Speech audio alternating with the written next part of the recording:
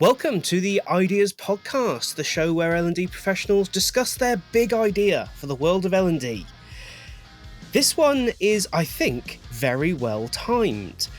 'Tis the season, as they say, of every L&D report ever, and their highly insightful discoveries of the year that was 2024 and their somewhat crystal ballish predictions for 2025. So today's topic feels just about perfect for this time of year. I'm not going to waste too much of our time, but this is a podcast that we've been trying to put together for, I want to say half a year, and my schedule was unhelpful, or I say my schedule, my ability to schedule, perhaps, is probably the major problem we had.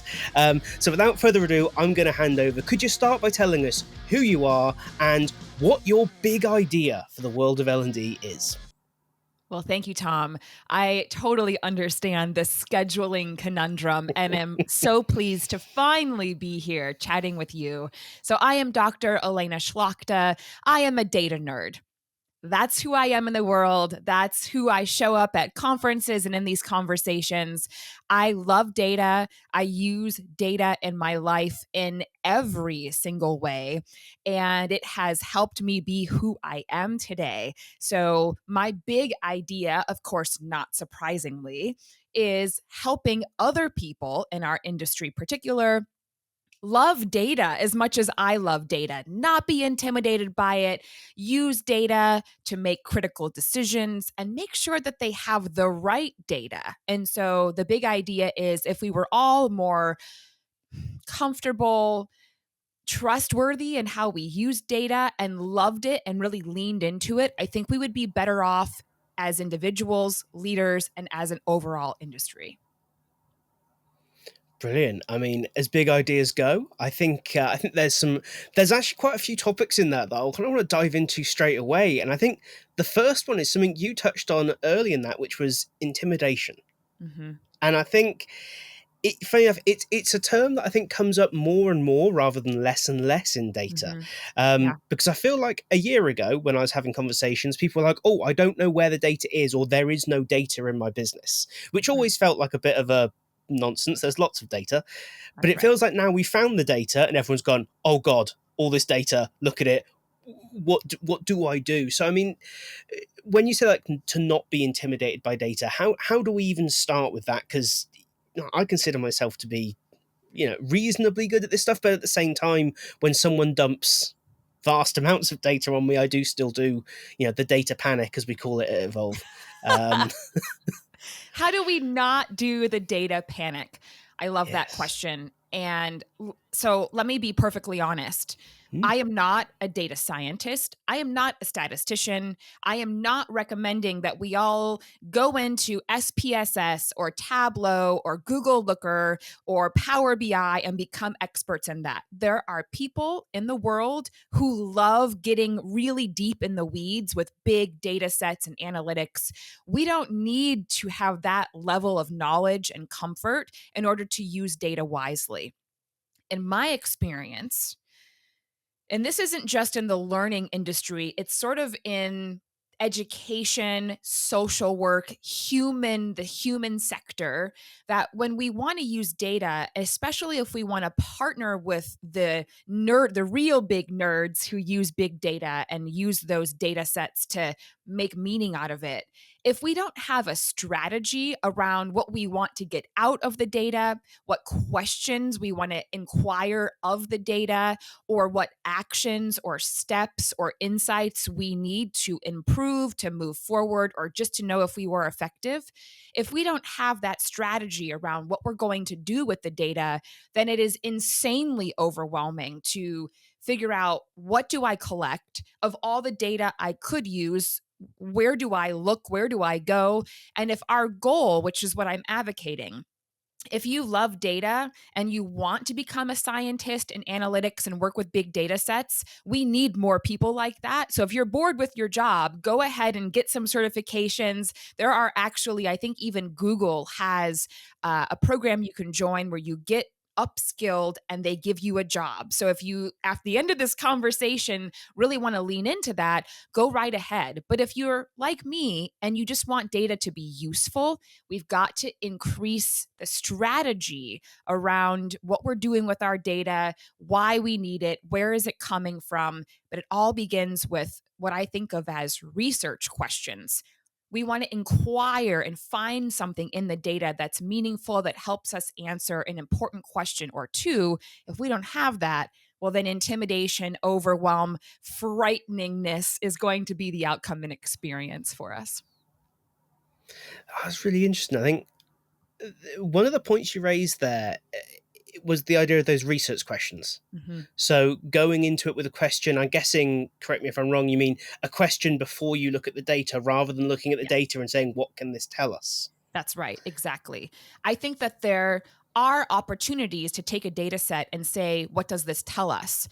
Doing that, however, if you are partnering with someone who's helping you to analyze the data, if you don't have at least some preliminary ideas around what you're looking for or what you want to do differently and how you might use the data to help you get insights to make some choices, if you don't have at a high level, what am I trying to accomplish with this data set? It's going to be really hard to ask a question or partner with somebody who can help you to find and query the data. And so the research questions, they're just these open ended concepts.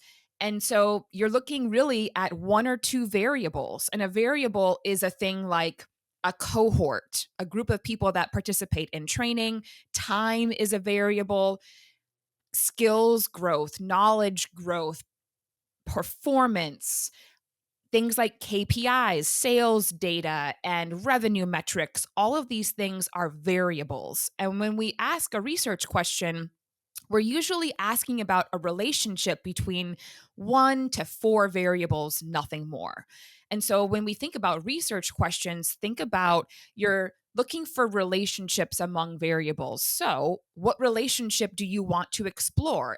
For us in learning, it's going to be something as simple as, well, how did this cohort grow in this type of skill? Or how is this cohort thinking differently than another cohort that didn't participate in training?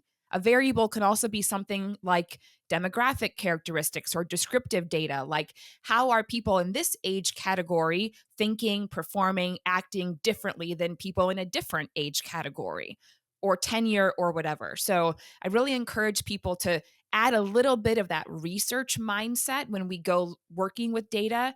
What are the variables that you want to explore relationships between?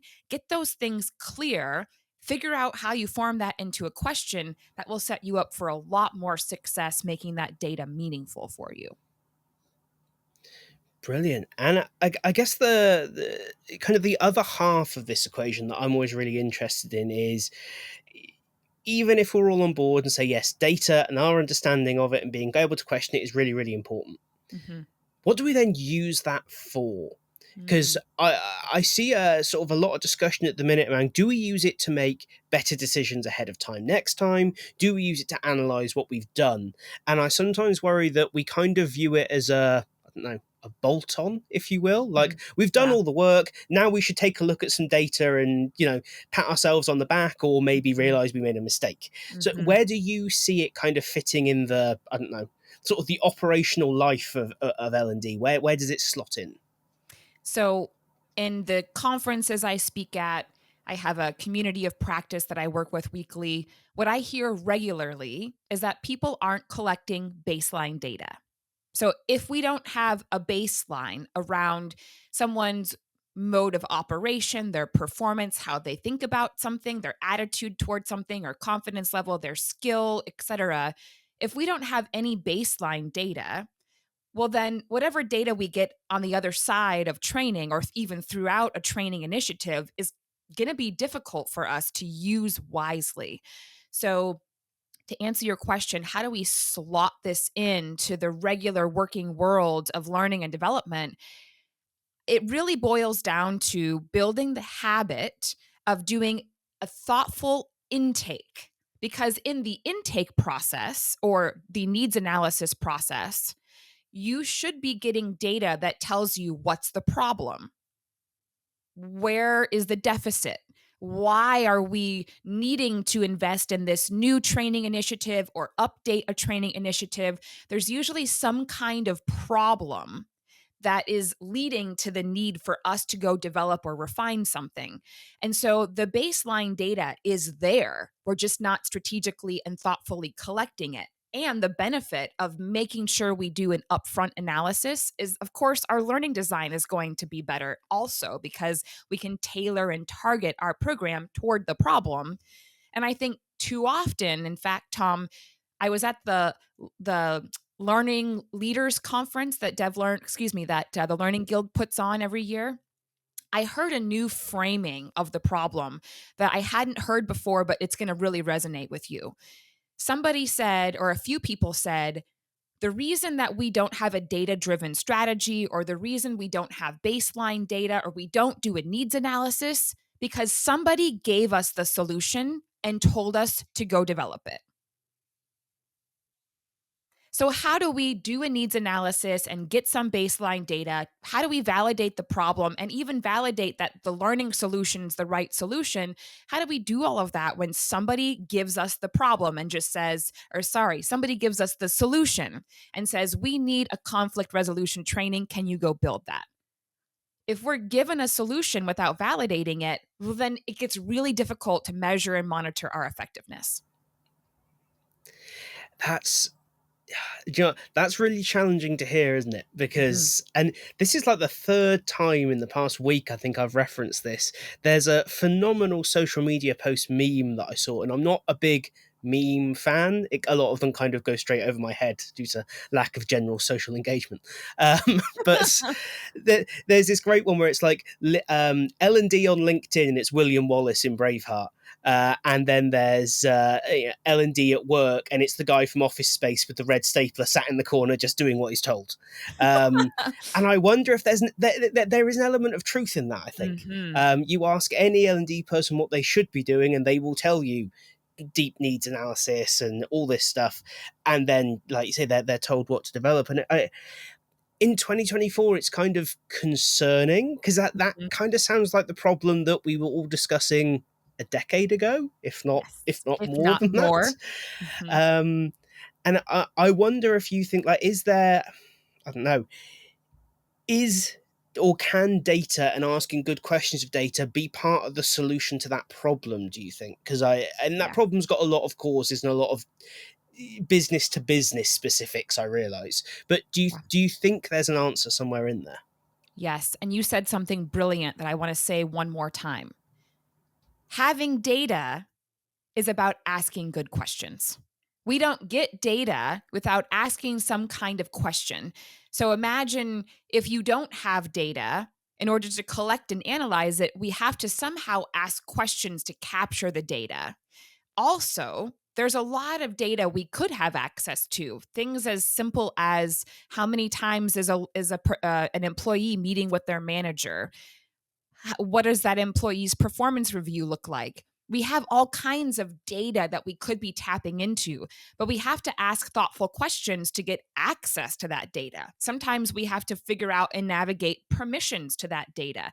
And so our ability to ask questions very thoughtfully is what will absolutely help us to either break down barriers to access to data or collect the right data in the first place. So that questioning piece is huge. And I can't take credit for this, but it's fresh off the press for me because I was just at the Learning Leaders Conference in Orlando last week. I want to share the solution that I think is brilliant from Christopher Adams. Tom, do you mind if I share? Because it goes back to questioning. I'm going to have to flip back to my notebook. It's so funny. I look at my notebook and it is like this insane hot mess of stuff that it's on my to-do list to go take those notes and make them meaningful. But here it is. I found it. Okay. So if you don't know Christopher Adams, he is a performance consultant. He's been in and around the world of L&D for a long time, longer than me. And he is very good at what he does. So thinking back to the problem is for so many of us that we are given a solution. Alaina, can you go build a communication training? Tom, can you go train people on data literacy because they don't seem to be getting it? So we get these solutions that are just sort of handed to us like, this is the silver thing that's going to solve all the problems, but we don't validate, well, where is this solution coming from and really what's the problem? So if that's our biggest challenge in L&D, and it has been for so long, Chris Adams says that we do this. So if somebody gives you that training need and focuses on that, can you go build this thing for us? And can you have built it yesterday? This is what Chris suggests that we do, and it's brilliant. He says, can you tell me more about what you're observing that leads you to believe that X training is an appropriate solution? So it's really about, sometimes we ask the wrong questions. When somebody asks us to go build training and they're handing us a solution, we kind of get stopped up, like deer in the headlights. How do I respond to this in a healthy way? Because we may already know that training is not the right solution, but how do we change the conversation to get to a place where we can get some of that upfront data? And Chris's idea is really simple. If somebody asks for a training solution, ask in return for performance related insights, because that's what you're going to get from that question. What are you observing that leads you to feel like a communication training would be really helpful here? The answer to that will always be performance related data. People are doing this, they're not doing that. And if we can drive a request for training back to performance and the performance challenge and observations, that's going to give us much better data to then get an intake started, to get the baseline information we need to then design a program appropriately and then measure and monitor its effectiveness. So thank you, Christopher Adams. That was the most incredible question I've ever learned from a conference. That's a phenomenal piece of advice. And I think it's interesting. There's two things that struck me there. One, just general, is I think usually there's this whole thing of, you should challenge and don't be an order taker. And I think people often read challenge into be confrontational. Right. And I think that's a phenomenal example of how you can challenge in an incredibly helpful way. Yeah. And positive way as well. But equally, what an incredibly simple way to generate a new data point. Because I think often when we talk about data, and I found this, I did a brief talk on data decision making at World of Learning in October, and everyone in the audience defaulted the minute we're talking about data to numbers and spreadsheets, because you can't ask people for data because it will never be accurate. It's like, that's fascinating that we disregard every human in the business as a possible sort of source of data because it's not a number that they're going to give us. I thought that was a wonderful example of generating, like I say, performance data that is not going to be a 80% of target style metric, but I would argue probably more useful in terms of an L&D intake than another big spreadsheet of numbers. Yeah, and you can translate that performance focused answer. So imagine, what are all the possible ways somebody might answer that question? What are you observing that's leading you to believe that communication training would be really helpful here? Usually people will start talking about actions, behaviors, attitudes, and some kind of gap or deficit. And then if you ask them about, well, what would you like them to be doing instead? Now we're going to get, where are they? Where would you like them to be? Now you've got some numbers you can put behind that. So it's not to say that we don't need numbers, because we do. And I'll say this. Oftentimes and this isn't just learning and development, I think this is people in general, talking to your point about reports, where does all the data come from? Sometimes we have a group of people who are outliers, who are saying something. We take that as fact and truth, and we use it to then go justify developing some kind of initiative. And so, one thing to be looking out for is if the answer to that question, what are you observing that leads you to believe X training is going to be useful here?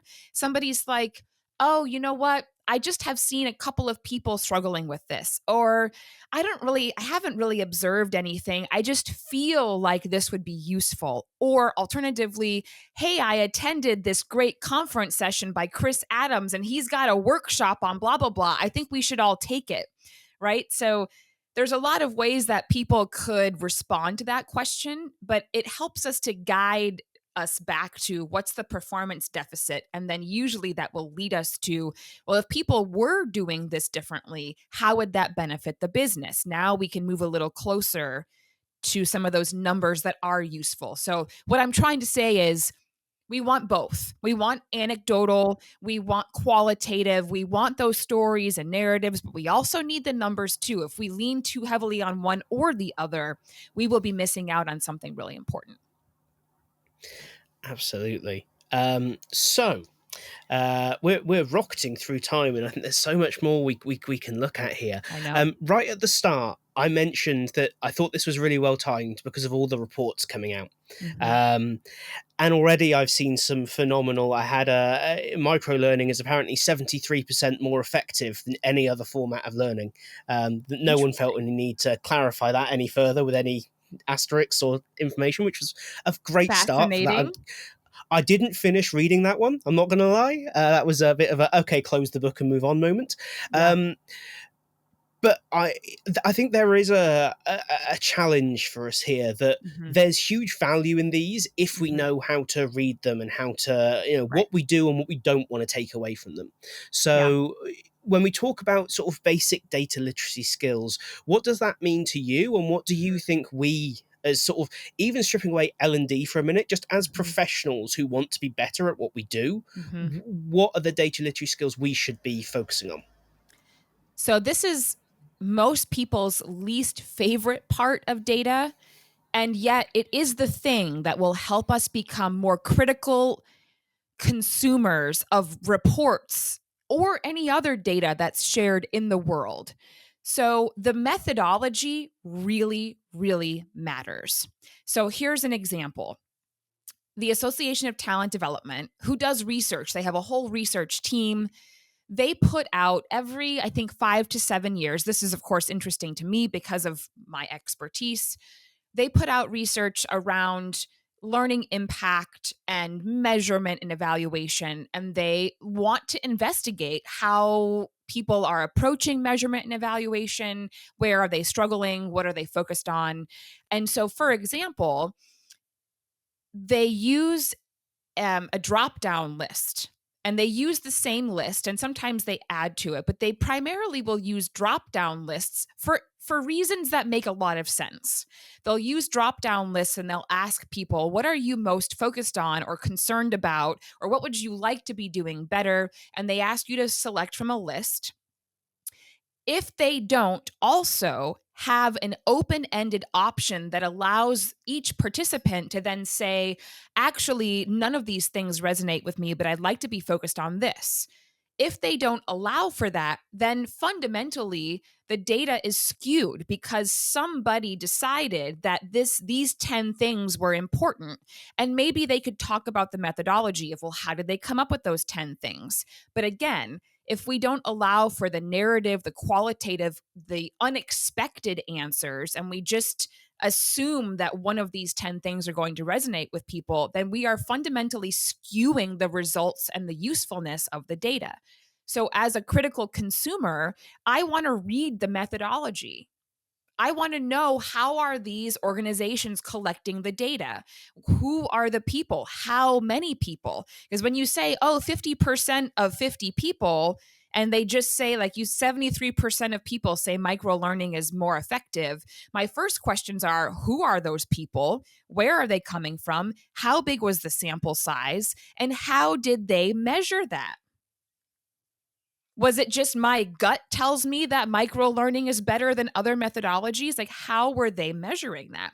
And most reports will have a 1 or 2 page summary of their methodology. So if there's one thing that I hope listeners will take away from this is start reading. Normally we skip over that.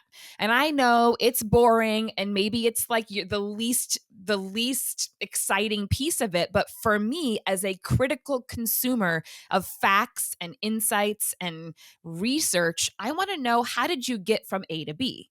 And did you do that with integrity? And if you did not, then I'm not going to take the outcomes as seriously. And one other thing I'll say, because I know I'm on a soapbox here, but there are times when the question is leading. And I've seen this in research reports where the question include answers that are inaccurate, that are misrepresenting the concept. And so if you're asking people to respond in a close-ended question, but you're leading them to answer in a certain way, well, then the results of that are inaccurate. They don't have integrity, and we shouldn't take that seriously. So we need to be accountable for critically consuming these reports and these statistics, because if not, then we're going to, the consequences of that are pretty dire. We're making choices about stuff based on data that doesn't have integrity. That's really scary. Mm. Absolutely. I mean, this podcast is all about soapboxes. Well, the rest of the channel is always me on my soapbox, so the podcast is a nice opportunity to hear other people's. Great. So the thing that really strikes me, I'd be interested in your take on this, because I really want to get value from these reports, and I think there is value in there, but an increasing number of them are either entirely or largely supported by vendors in the space. Yes. And that introduces a really challenging element. I've worked in the vendor space for a long time, so I'm sort of very aware in the back of my head how somewhat pushy they can be around outcomes when involved in these things. But from your point of view, when you're reading them, how do you go about navigating the fact that, I don't know, company X has sponsored this research? For you, does that invalidate it? Does it merely represent like a consideration? How do you go about looking at that? Wonderful question. I'm glad you're asking. I used many of those research reports in my book, Measurement and Evaluation on a Shoestring. I did a very deep and broad literature review. And so I did include some of those sponsored ones because they have access to a pretty awesome data set. So some of the learning vendors, I have a good friend, another Chris, I don't know why the two Chris's are coming up in our conversation today, but Chris Taylor is the owner of actionable.co. Actionable is a platform just like Watershed and Open LMS, right? There's all these different platforms that put out reports. The value of some of those is that they have a user group that is consistently using their platform in ways that nobody else is able to see that data and get those insights. So back to the methodology and how many people. So Chris puts out a report every year about the insights. And so I first want to know from the vendor, what's their lens? They are making assumptions based on their values, what they deliver. So for example, Chris's whole platform is about facilitating behavior change. So anybody that's really interested in getting better at facilitating behavior change, Chris's reports include hundreds of people who are offering hundreds of thousands of data points that are really, really valuable in helping us to understand how can we as facilitators and designers be better at facilitating behavior change. But if I'm somebody who's reading that report and I'm just doing compliance training and I just need people to engage better, probably Chris's report's not going to be super useful for me. So from the vendor perspective, I really want to know, what is that vendor really good at? What is their differentiator in the marketplace? Because that will skew their data set. So we kind of have to know what that vendor is all about to then vet if it makes sense to read the report, because their values will inform their technology tool, which informs what data they're collecting. Now, some vendors don't use the data from their platform. They interview people, they put out a survey. So I would then go back to, if it's not coming from their own tool, what methodology are they using? And do they talk about that? Or do they just put out these insights and they say, we had 1,000 people complete the survey? If they don't talk about what question they asked and the answer options as they talk you through the answers, I wouldn't take that as seriously. And the third and final thing I'll say, because I did use these reports in my own book, don't just read one or two. A lot of these vendors will report on similar things. And so if you look at the back of my book, I have probably the biggest reference list out of most ATD press books because as a researcher, I'm not just going to take for truth what one person says. I'm going to go, that's interesting. Let me go see what somebody else is saying who's done similar research on that. And when I say somebody else, it's not two, it's probably 3, 4, or 5 people who I want to look and see, how did they conduct their research? What are they saying? Where are their similarities and differences? And then what's meaningful for me outside of all of that? Fantastic. I think that there's something really interesting in there because I had a scenario a little while ago when I was working with a client. Mm-hmm. We'd spent a long time gathering data in their business and really getting to understand them. We presented this report. The report was going to make the room feel uncomfortable because the report ultimately said, so about this intervention you've spent the last sort of 6 months lovingly creating, doesn't work. And it's never worked. And here's the data to prove it. And it was fascinating to see the most senior person in the room just go, this doesn't feel right to me. I don't think the data's accurate. And the only reason we were able to eventually bring them onto side was by presenting them with the stated methodology that they had agreed to when we'd engaged with them. Said, hey, look, here's where this data's come from. Are you sure you don't just not like the reality? Right. So I think there's those data literacy skills, they're great when we're the consumer, but my thought is also they're really useful in terms of informing us about what we should be doing with our own practice, right? Because if we're saying, look at the methodology, look to these things, do you think it's good general practice to have that ourselves? Maybe not all the time to the same degree. Again, I guess it's different from situation to situation, but what are your thoughts around having those kind of standards internally? So what you said in there that was really important is you said we agreed on this methodology. So I think it is really important before we go using data, creating a reports and reflecting back whatever comes out of that report, we generally want to agree up front with our stakeholders. And I include our participants as stakeholders. Our participants have something that they want to get out of the program as well. Maybe that's something that they've requested, or maybe it's something that their managers have said, our team really needs to improve here. But everybody wants to know where were they at a baseline and then how they grew over time. So what does your stakeholder want, expect, or need? And how do we then figure out what's the right data to then report back if we met those needs or not? And to your point about agreement, I would get that buy-in on the data that we're going to look to before we go start collecting it or getting access to it and then analyzing it. The other thing about that is I wouldn't stop there. I would, especially if you're doing more of a robust reporting or if you're needing to collect your own data through surveys, I would get some other validation that's not your supervisor or the CEO of the company because they don't always know what good methodology is. I would want to make sure if I'm unclear, is this a sound approach to writing these questions? Is this the right type of survey? And let me give you an example on that. Many people will use Likert scales and they'll say, we're going to ask, we're going to do this survey and we're going to use Likert scales to evaluate knowledge change, skill change, competencies, or performance change of some sort. And if your Likert scale includes, tell me how strongly you agree between 1 and 5 answering this statement, the data that you get back from that isn't going to tell you very much. If 75% of people say they strongly agree that they've improved here, well, that doesn't really tell you Why not 100%? What's the difference? And so a really good quality survey is going to have answer options that are qualified. 1 means this, 2 means this, 3 means this, relative to the question that you're asking.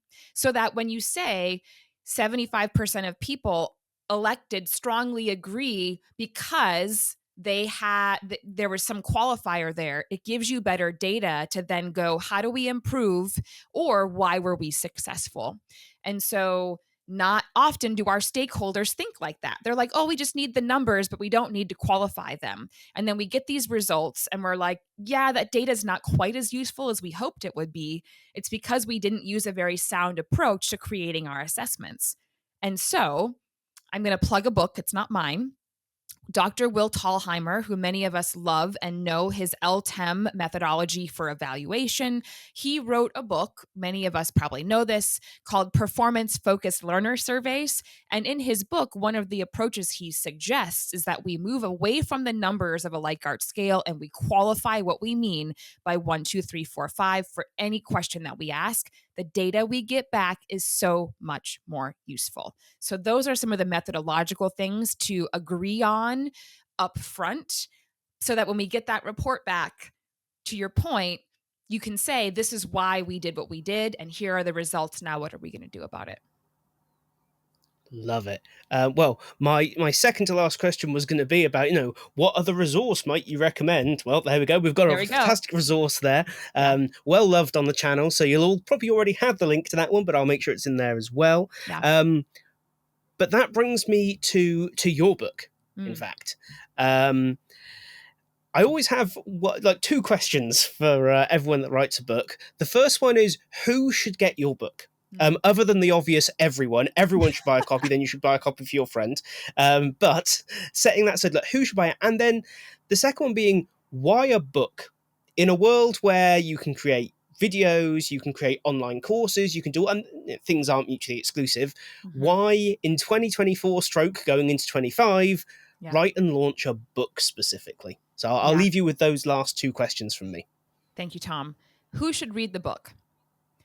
People who feel, back to the beginning of our conversation, intimidated by data and measurement, overwhelmed, under-resourced. They don't like the approach that they're taking and they wish they could do it better. They don't really know how to begin, how to think differently. And the number one thing that I get for why people aren't measuring more, or they aren't confident or happy with their approach to measurement, the thing that gets in the way I hear all the time is time. If we had more time, we would be so much better at this. So the book is for people for whom time is their number one obstacle. And the solution to not having a lot of time is to be hyper strategic. So this book isn't going to say, this is the one model you should always follow to measure and monitor your effectiveness. I don't believe one model is going to be helpful in every single use case ever that you could imagine. I have what Rob Brinkerhoff says, I have a smorgasbord of strategies that people might adopt depending upon the context that you're in. If you don't have a great relationship with your stakeholders, maybe because you're in a new role, you have a new CEO, whatever, and you need to really build that relationship, well, focusing on return on expectations is going to be a better approach for you based on your need and context than maybe another model or another even metric, if you will. So the book is for people who need to be hyper strategic, for whom they don't have enough time and they wish they could be more confident and capable in their approach. So that's who should read the book. Why a book? There's a lot of things I could say about this, but I love reading. And I am actually someone, I'm sort of in the middle. I'm not super young, but I'm not super old. So I'm still kind of dancing between like, hey, I'm a tech user and I love YouTube, but I also love to read. And for me, having a book actually makes the resources more accessible. Because like literally, I have about 6 books on my desk right now. And this book, it's totally random, Tom, but this book, the 2-hour cocktail party, how to build relationships, I do this regularly with my own community of practice. And I love what Nick talks about in the book about how to write an email, how to do your reminders, how to introduce people. He has such good actionable tactics. And in a book, I can take it with me anywhere. I can bookmark it and write it, and I can highlight it and note it, and I can just get the things that I need when I need them really, really easily. I don't think it's easy to do that with a video or even with an ebook, and definitely not with an audiobook. If I want to apply something in my moment of need, a book I can just pick up and be like, yep, I'm going to flip to this page because that's where it talks about blah, blah, blah. And there's a template. I don't think there's anything better than that. But that's just me, Tom. I don't know if you resonate with that or not. Oh, that makes me incredibly happy. This is why I asked that question, because I think there's more reasons than ever, from an author perspective, I think, not to bother writing a book. Mm-hmm. But I think in some ways that's actually been really good, because it's meant that when people do bother, when people take the time and effort and energy, because it takes a lot of all of those to write anything, especially to then get it published, you know, it means they're worthy of being purchased, they're worthy of being held. And I think books just make the most wonderful artifacts of the things we learn. Yeah. And you know, we've got, once you've read it, are you really going to reread the whole book again? It's like, in many cases, no, I'm not. But you know what? Every time I see it on the bookshelf or on my desk, it's going to remind me to think about the things that I learned. That's right. So no, I think, yes, phenomenal things to have in your office and your workplace. So with that, we are going to make sure there are links to the book, all the social media accounts, so that you can connect and whatnot below in the description. And all that remains is for me to say thank you so much for sharing your big idea for the world of L&D with us. I think, again, incredibly well timed, but also a topic that is always going to be important. Yes. I say it's important at this time of year, but actually it will be just as important in the middle of next year and every year thereafter, that we're able to do these things well. Thank you so much for your time. And for those tuning in, we will see you again in the next episode. Thank you, Tom. Thanks for listening to this episode of the Ideas Podcast. I hope you found it useful. Please do share your insights and what you're taking away in the comments for this episode. If you'd like to be on a future episode, please reach out via any of the details in the episode description.